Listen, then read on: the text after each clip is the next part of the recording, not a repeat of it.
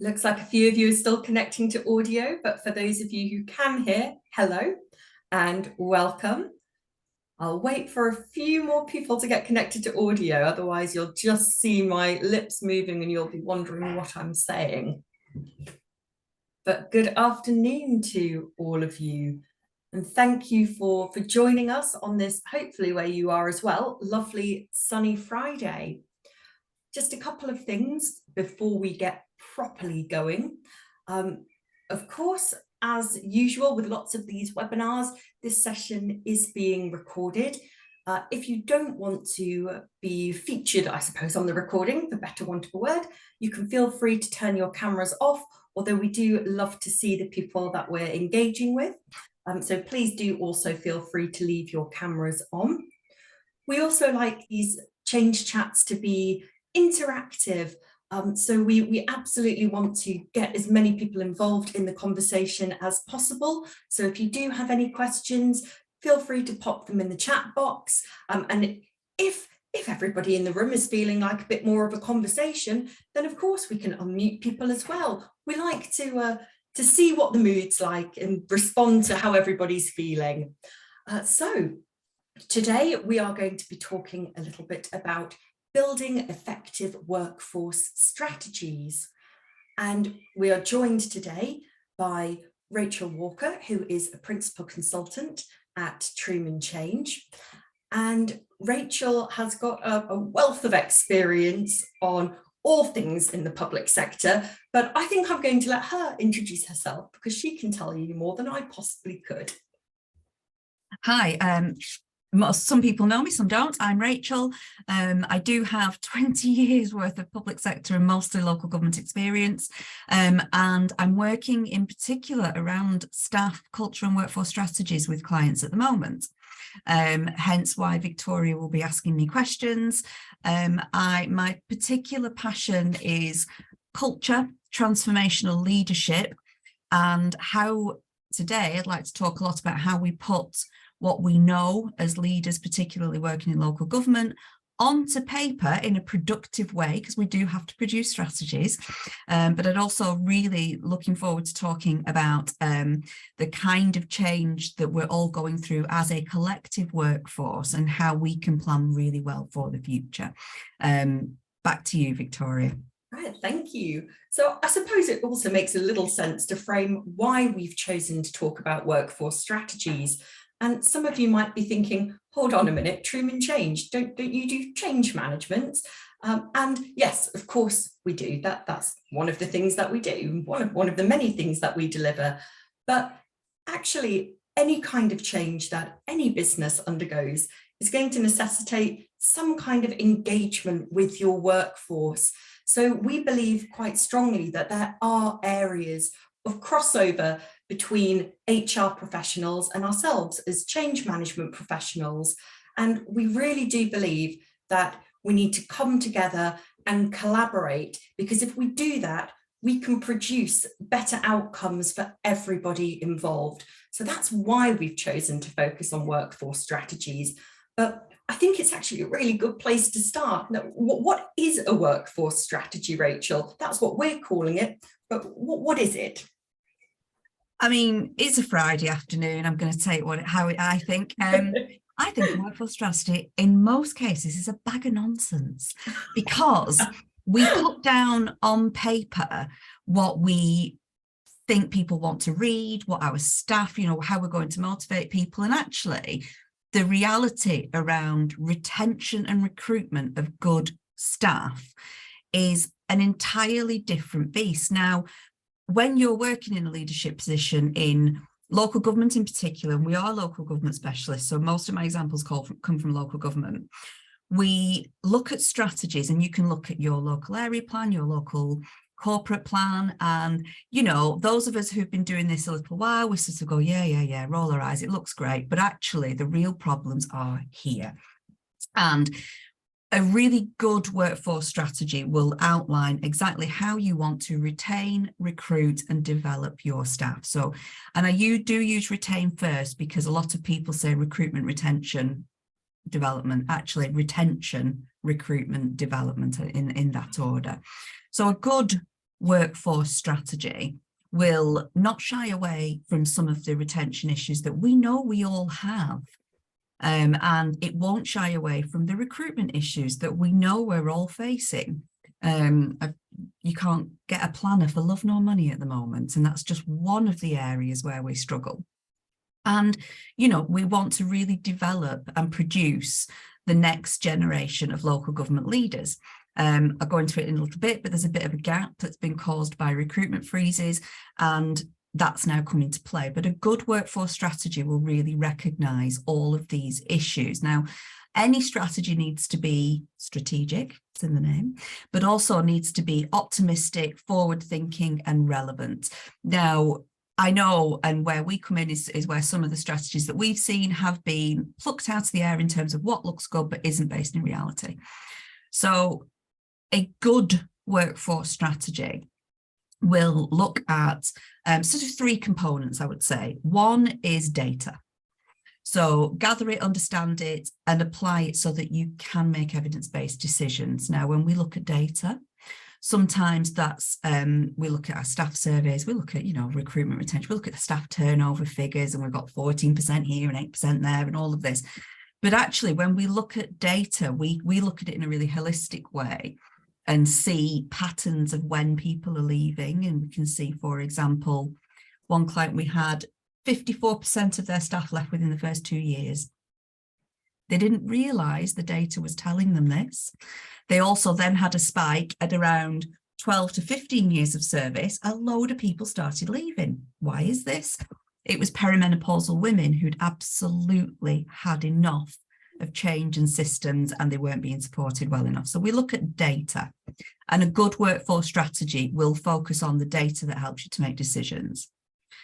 The second is a good workforce strategy focuses on clarity. So we don't mean it looks good and it's a great marketing document and it's clear in that sense. It's clear about the challenges that a particular organisation is facing. It's clear about how you link retention and development of good staff to your corporate priorities. These are not separate. They need to all be holistically linked. And the third, and the really good ones, and this is where I think people are missing a trick, it's about culture. Now, a great workforce strategy will look at the culture of an organisation with genuine self-reflection, and will hold a mirror up to an organisation and say, we need to empower people, we need decision makers, we want future leaders. How are we going to build a culture that gets us from A to B? I'll talk about it a little more further on in the session, but in terms of understanding what the culture of an organisation is, where are you, where do you want to be, and how do you get there? A workforce strategy that looks at that culture and with genuine self-reflection and with genuine action around it, those are the three things I think make a good workforce strategy. I think you've touched on this a little already, but in terms of that, that's what looks good. But what do you typically see when you're going into a business and you see a workforce strategy? What's the flip side of that? What does not so good look like? I mean, where we come in, I mean, as change consultants, we don't go into organizations that have got all their ducks in a row. If you're in a great state, you don't need people like us. So we do see sort of the sharp end of the wedge where workforces have become stuck. So it's a great question. There are a few sort of symptoms that we see that workforces are stuck. And so change feels like it's stuck. You're not making progress. Decision making may well be, we're kicking the can down the road. There are sort of projects and programs aren't really developing. I appreciate that doesn't sound like a workforce strategy type issue, but those are the symptoms where your workforce isn't being developed well enough, and that's where your workforce strategy comes in. So we see a lot of change that isn't being delivered. Programs and projects we're not moving that dial, and we feel like we're stuck. There is resistance, whether that's resistance to change, resistance to development, there is resistance to going that extra mile. That's generally symptomatic of a tired, overworked, underappreciated workforce. Different teams do things very differently. So some may well be doing better than others. That's a symptom of, so for example, you may have really high staff turnover and absences in one area, but not necessarily in another. And there could be teams within the same directorate. We've seen it in adult social care, for example, where some teams in one building have really high turnover, really high absence rates, really unhappy staff, and other really high performing teams working in a different building. A strategy that's symptomatic of a strategy that isn't bringing these things together and looking at everything in the round. We have very time-consuming processes, for example, and talking about recruitment processes here. Some of the data we've seen recently, it's taking 60 to 90 days post-confirmation letter to get somebody on board. So, you know, a good workforce strategy will look at data in that sense, and they will look at the time, the timeline of bringing people on board. But you'll get pockets of, you know, really over-engineered administration, and so the service isn't getting what it wants. Now, what we're seeing there is gaps, and we can't fill the workforce strategy, and those problems are the symptoms that are, no, start again. The symptoms are we're not getting bums on seats fast enough. The workforce strategy is a way of addressing that. And we also get very complicated systems that staff find quite difficult to use. And we're talking about retention here. So HR policies, absence management policies, sort of all of these things that are getting in your manager's way that can be addressed through a workforce strategy. So it isn't just a snappy marketing document where we want to bring more people and attract them to an organization. It is that, but it's also a real opportunity to strategically think, how am I going to address these symptoms? High turnover, high absences, really slow recruitment processes, you know, mismatched cultures within different directorates. A great workforce strategy will really address those genuine issues that we've got. Those are the symptoms, but the strategy needs to address the root causes.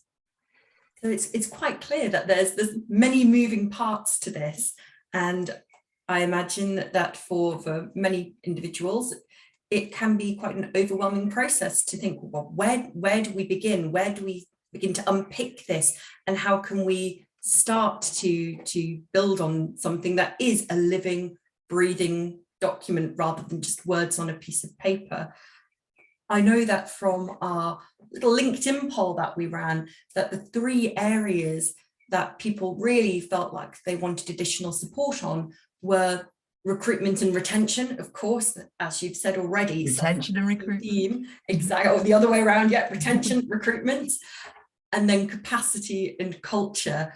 I'm wondering whether it might be worth going into a little more detail on some of those points now. Maybe now's an opportune moment to start talking a little more about culture.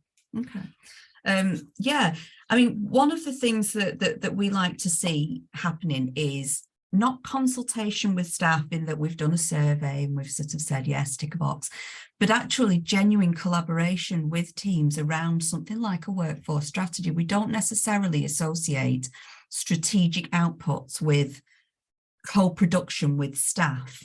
We're very busy, and we, you know, you can do a workforce strategy by numbers, and they're great. They sit on a website and no one looks at them again until the next one's due. But we've got examples of where we've co-produced workforce strategies with the workforce. So a good example I've got is around adult social care. So we went into a very busy, obviously, workforce, adult social care workforce in a sort of inner city environment where they're facing every issue that local government is facing. You name it, it's a perfect storm.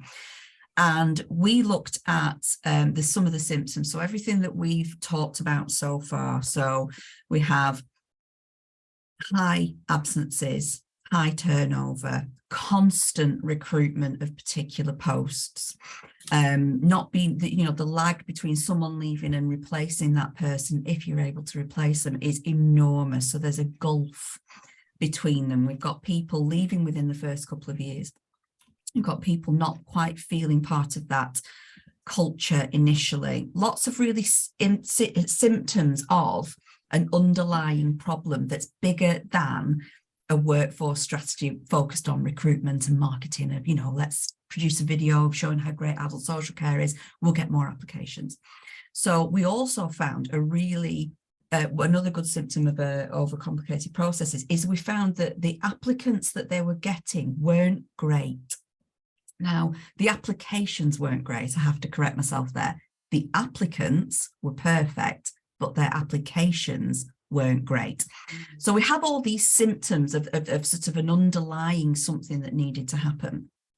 So we entered into a real in-depth co-production culture mapping sort of project with this directorate and said, tell us what it's like to work here. What are the barriers that you're facing? Why are people leaving? Why do you look for jobs once a week on the weekend? You know, what is it that's driving this? And then we looked really at the root causes that are generating these symptoms. So we looked and we found really risk averse and no decision making. So people were feeling disempowered and they were leaving because they weren't making a difference. Their values weren't aligned with what the organisation was allowing them to do. We looked at the recruitment process from end to end and we talked to applicants.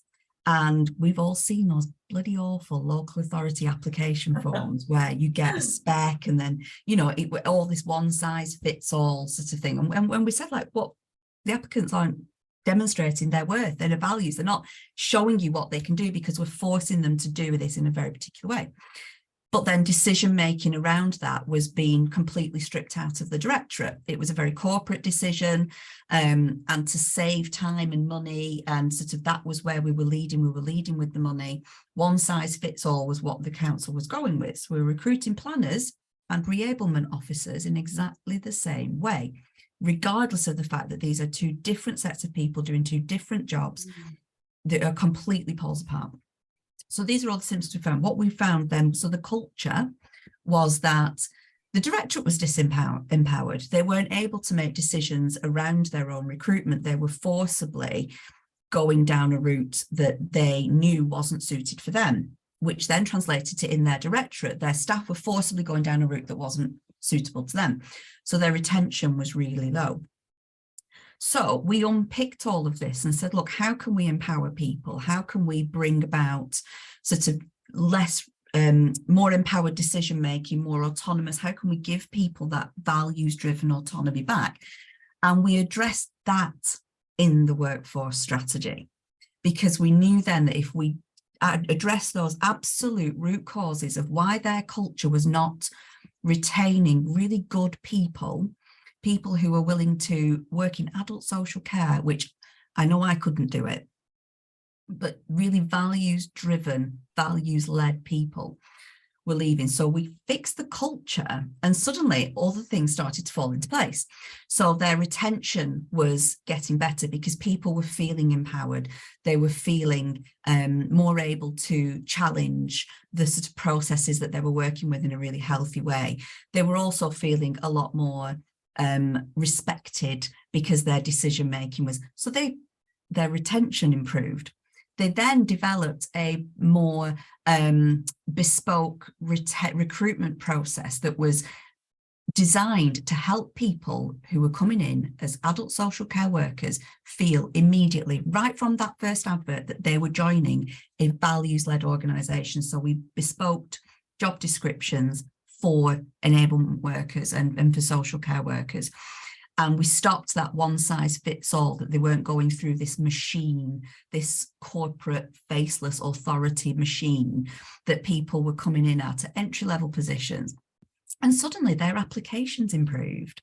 So by addressing this sort of culture of homogenous ways of doing things in order to lead with the financial savings that brings, what the symptoms were then were really poor applications. So we addressed that, we addressed the culture, and things really started to improve for this adult social care directorate. It's one quite specific example, but I think it's something that as local authorities in particular, we can take away. If we take one thing away from this, it's look at your recruitment process. and say, you know, demonstrate all of these competencies that we've laid out, that we use language that only we understand what it means, that don't mean anything to somebody who's entering the workforce for the first time, perhaps as a personal assistant working with adults with specific needs. And we looked at why culturally that had come about. We addressed that. We had some radical candor. And the symptom was then job applications and application forms that were coming through with much greater quality. Real roundabout way of saying a workforce strategy isn't just this document, it's a way of addressing the root causes of some of the symptoms that we've got. Does that answer your question, Victoria? I think it does, absolutely. It's like good to see how things can translate into practice just a little bit more.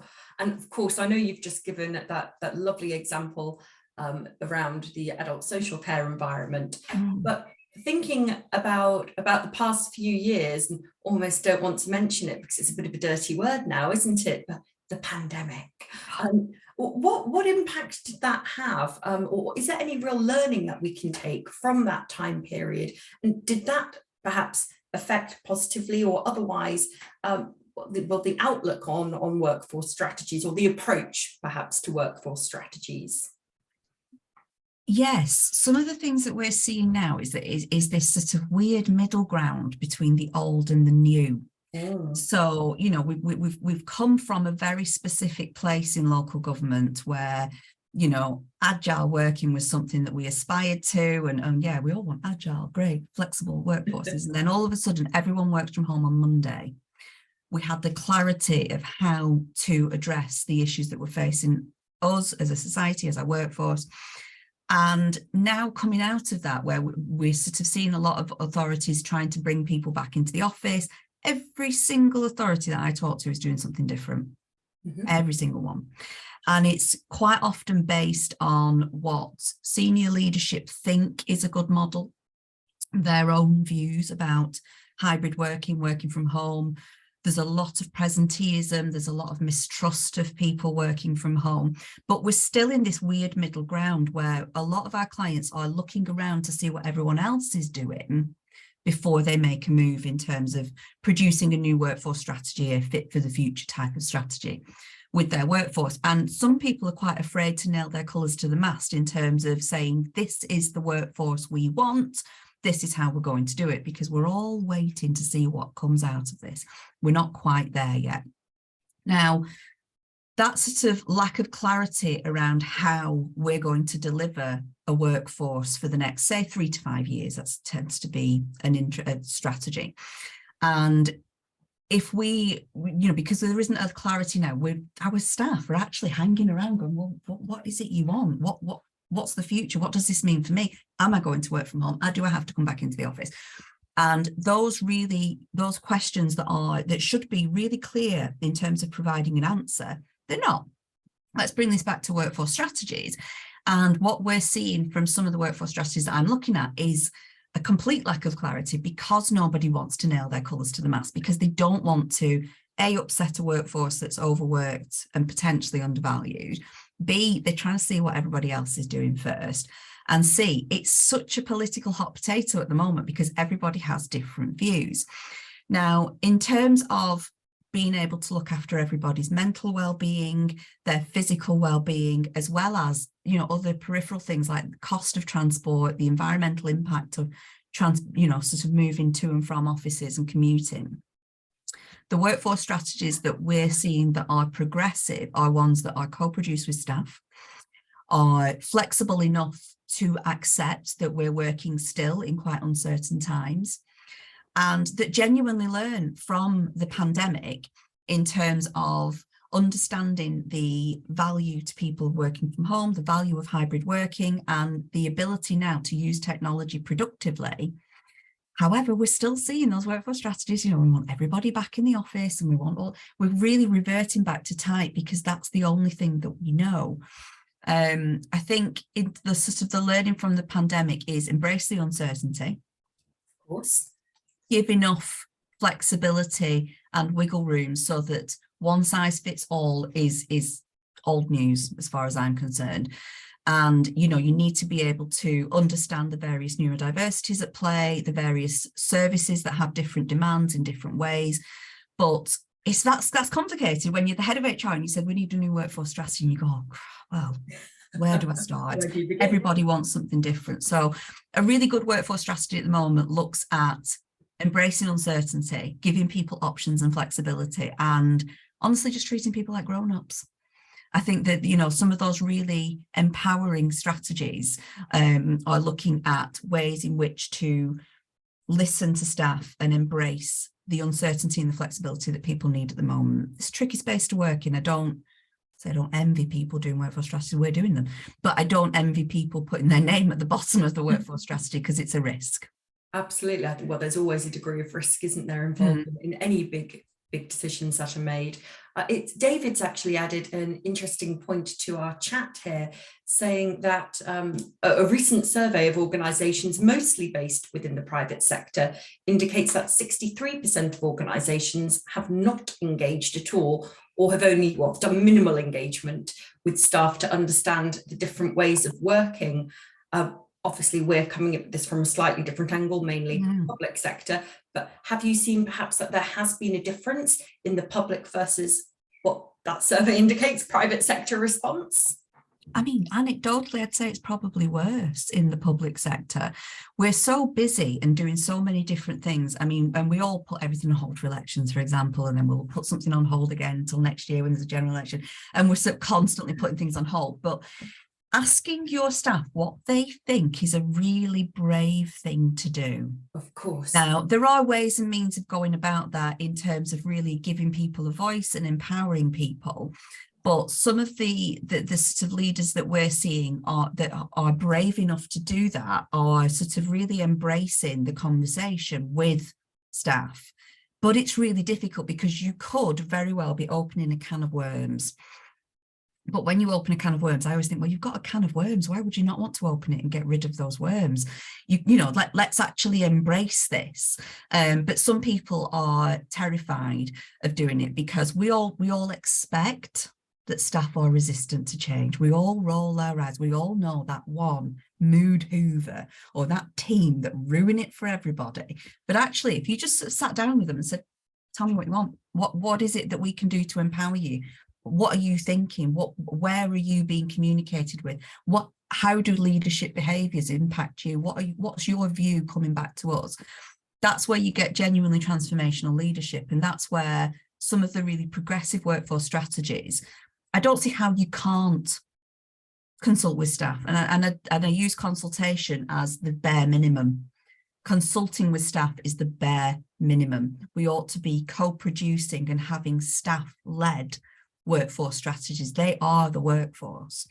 And if we embrace what people want to say and listen to them, can't always deliver on everything, but that co-production and that collaboration with your trade union, with your, you know, with new staff, with older staff, with staff in different directorates, with your back office, with front office, really embrace what they've got to say.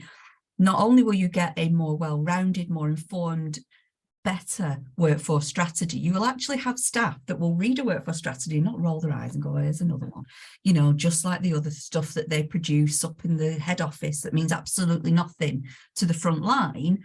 They'll say, actually, yeah, we have ownership over this. This is us, we're the workforce. The difference is incredible.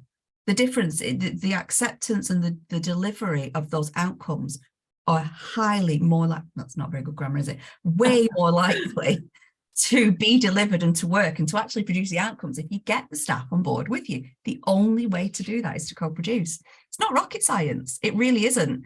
But leadership doesn't have time, quite often isn't willing to open that can of worms.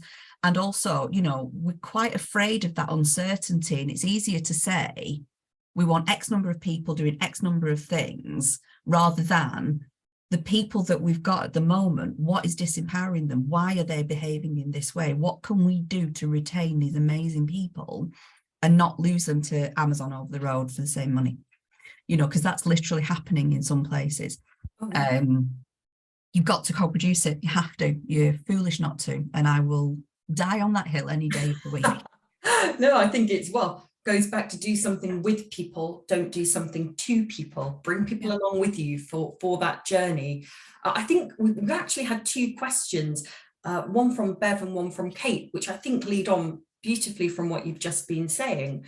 So you've talked about co-production and the importance of collaborating, bringing people along with you.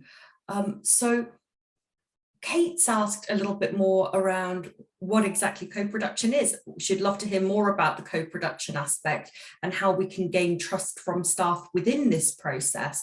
But Bev has also asked a little bit more about how we can measure that change outside of staff surveys and retention.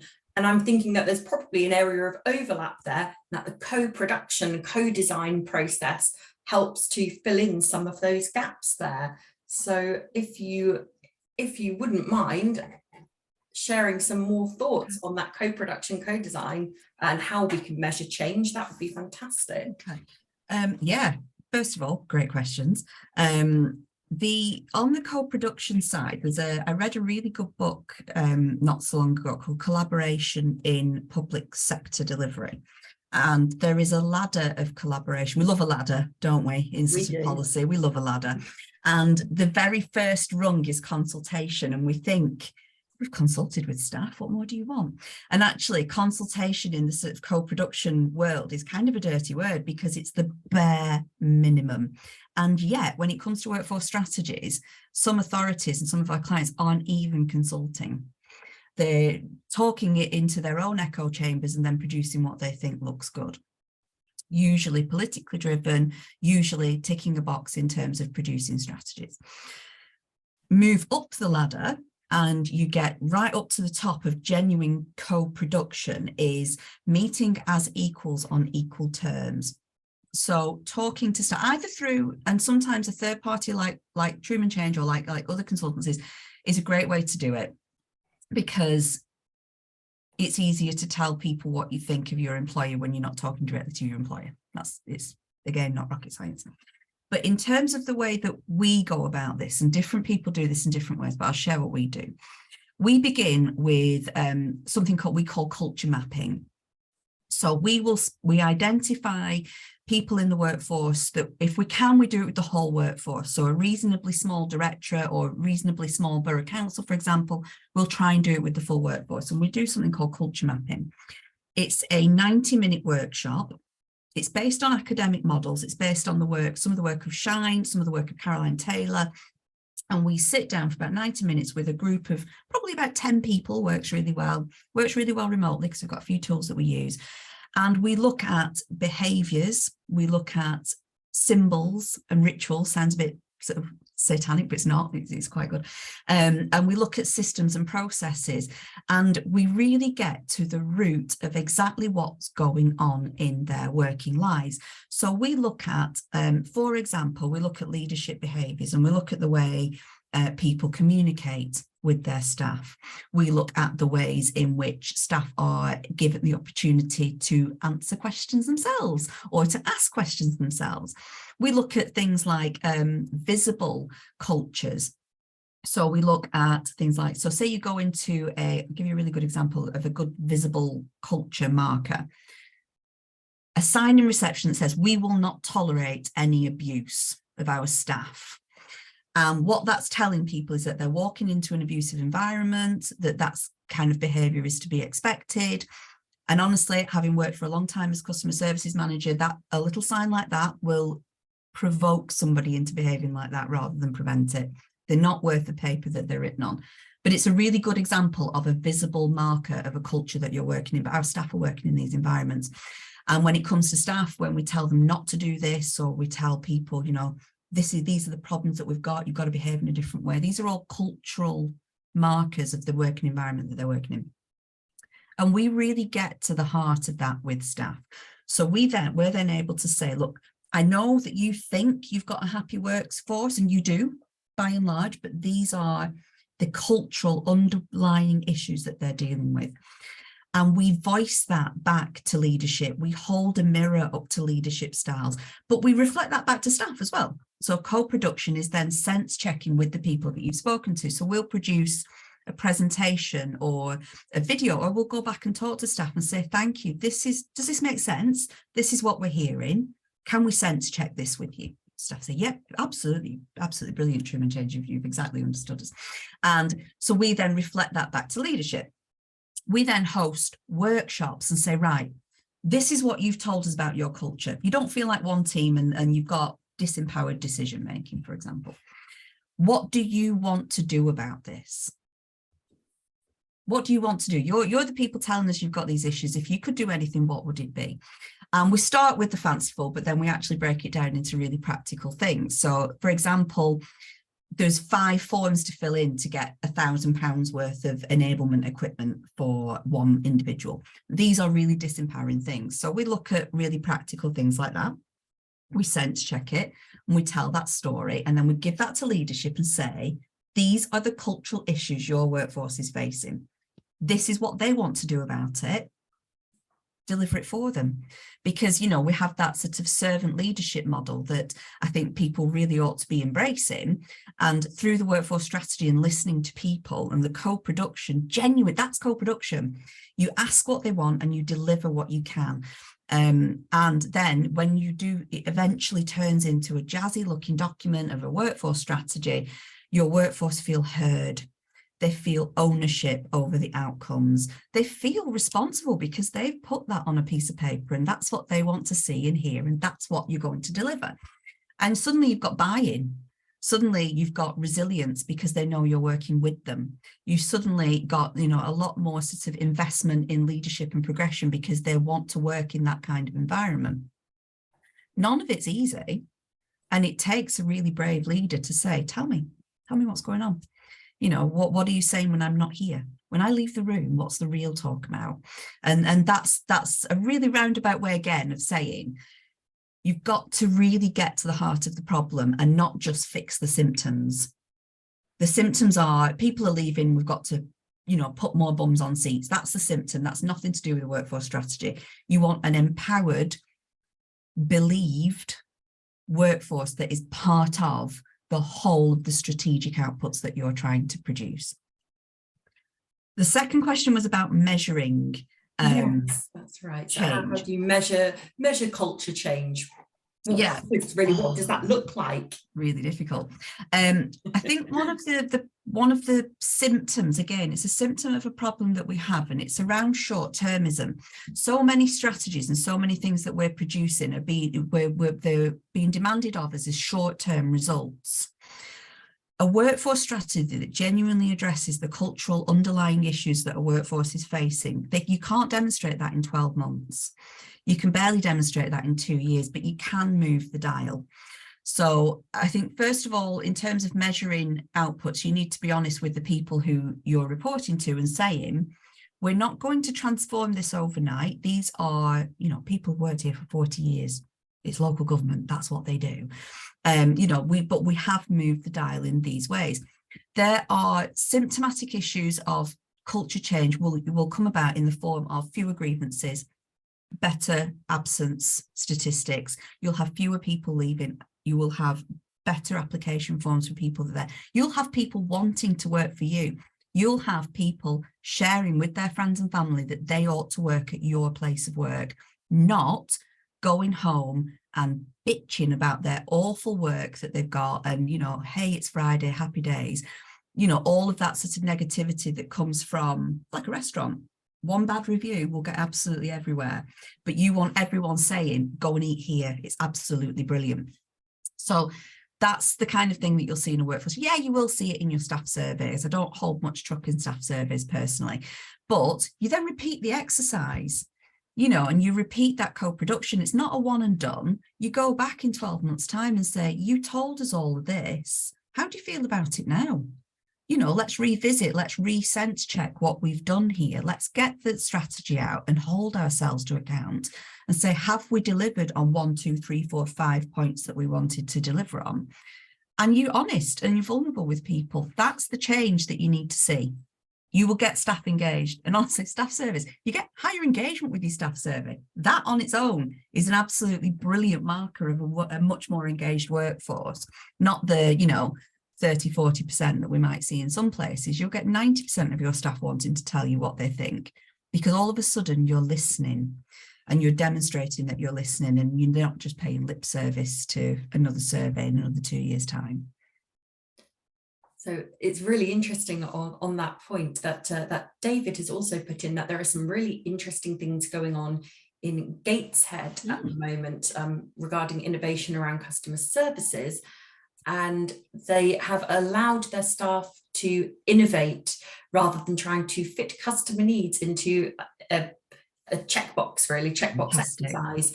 And it's obviously focusing on many of the things that you've already talked about. It's a very culture based approach to change. Yeah, it really is. I'm a customer services manager for a long time, and I used to get asked a lot, where are your scripts? Can we influence your scripts? Where, you know, what scripting you use? I said, don't use scripting. I train my staff and I empower them to make decisions, to have real conversations, and I give them the knowledge and the backing and the support that they need to do that well. And it's sort of anachronistic in some areas because it's so very scripted. But David, that's a great example. I'm going to look Gateshead up in terms of what they're doing, because it's definitely something that's that empowerment and that, God, we're treating them like grown-ups, actually doing a job in a grown-up environment, you know, and not having to read off a script. It's brilliant. It's absolutely brilliant. And I'm really, oh, thank you. I will get in touch with Mark. Fantastic. Yeah, I've seen, so you've seen that latest one, and also it's great because it's not just us that's saying that this is the right approach to take. This is where you'll see this change in your organisation. Our friends at New Local did have a conference earlier on in the week, and some of our colleagues went. And one of the things that they were looking at there was the need to develop co-production with the wider workforce, but also users and customers of public services. And David has also very kindly said that there is a conference video available if anybody is also interested in finding out even more about that approach. Sorry, I'm going to interrupt again. That's really interesting, David, because I get too excited when I start talking about things like this. That's really interesting because there are other areas, particularly I know in adult social care, that they're getting service users in as part of this co-production and saying, who do you want to work with? You know, these are people that are having an enormous impact on your lives. Tell us about our workforce strategy. Tell us who you want us to recruit. What skills are you looking for? What services do you want from us? It's really resource intensive doing all of this. And I completely understand the position that local authorities are in, but it will pay dividends. And that's a really good point, David. Thank you. And I've seen earlier on as well that Collis has mentioned there's a third. I've talked a little about doing it to avoid do it to people. Talked about doing it with people, that collaborative approach. But I think it's quite interesting that he's mentioned a third, which is a method to avoid of doing it for. So don't give everybody all the answers. Let them say what they need to say. Let them have their input as well. Otherwise, you're not bringing people along with you. Absolutely. I love that. Again, it's very brave. It's very resource intensive. And sometimes you might not like what you get back. But that's the point. And, you know, it isn't personal ultimately, but when you're in a position of leadership, you have the absolute privilege of being able to do something about it. And even if that's all you get from it is a better way of communicating with transparency and honesty in a peer-to-peer, you know, we're all adults here. Forget the structures that we're working in. The power dynamics can be broken down through really good, genuine communication with staff. And if what you get from that, when you don't do it for people, you do it with them, it's absolutely brilliant, Collis. Thank you. Collis and I have chatted before about this kind of stuff, so I know where you're coming from. Fantastic. Well, I think that it's quite evident from some of the other things you've said, what some of these outcomes are that we can expect from an effective workforce strategy. We've talked a little bit about creating that shared vision and about recruitment or retention and then recruitment improving. Are there any other markers that we can say would be great measures of success? Okay, I mean, in terms of the outcomes of an effective workforce strategy, yes, you get a jazzy document that you put on your website and you can communicate, and aren't we great? You know, we're thinking about the workforce and we're doing all of this. But if the outputs that you're producing in terms of the strategic documents creates a shared vision that has clarity and is purposeful. Something we've really learned from the pandemic, and I've mentioned it already, is that purpose. All of a sudden we had a purpose.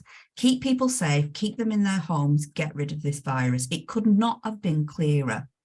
And it goes back to that, we want an agile workforce working horizontally and, you know, all of this jazz.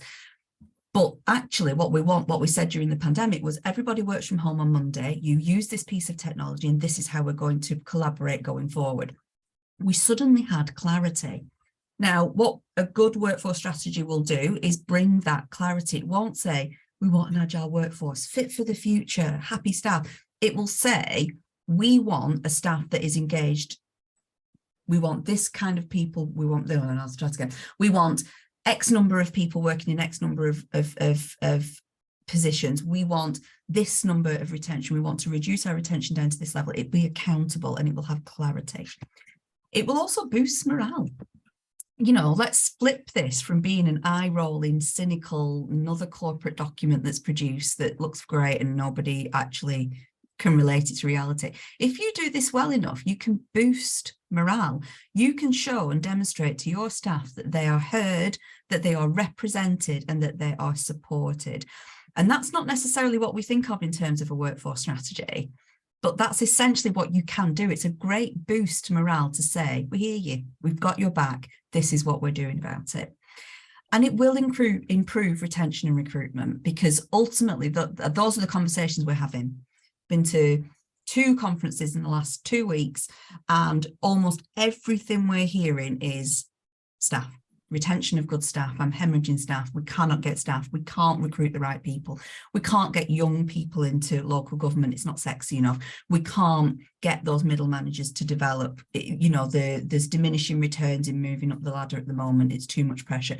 We're not getting people really genuinely engaged. And it's all around the people. So a great workforce strategy will improve retention because they're heard, they're represented, and we can see that we're working with them.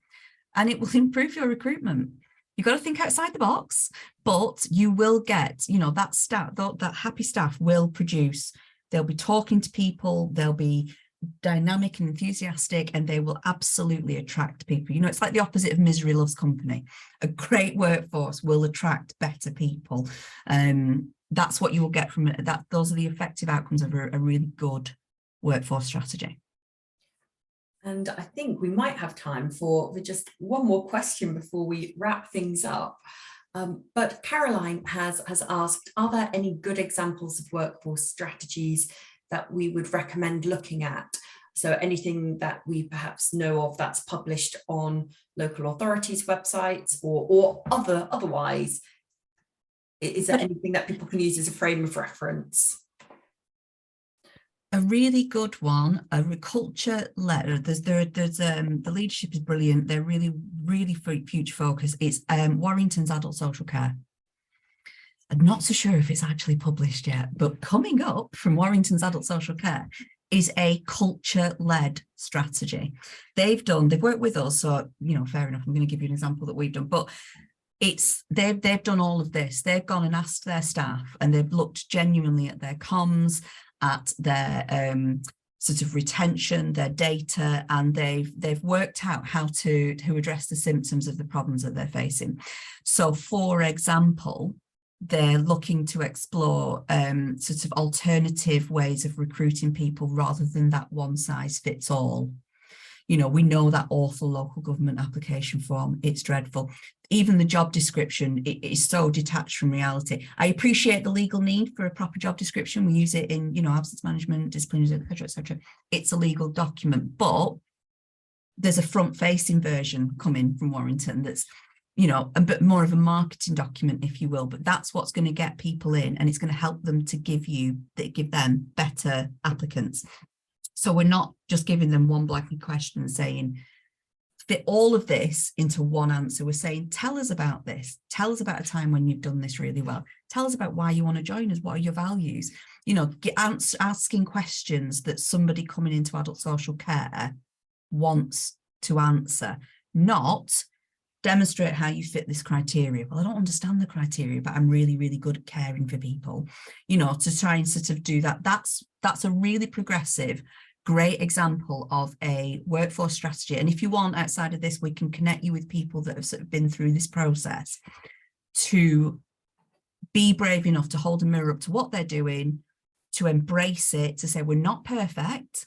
We've got really good stuff, but we're not perfect, and we get that. We're going to address that through our workforce strategy with really practical examples of how we're going to do it.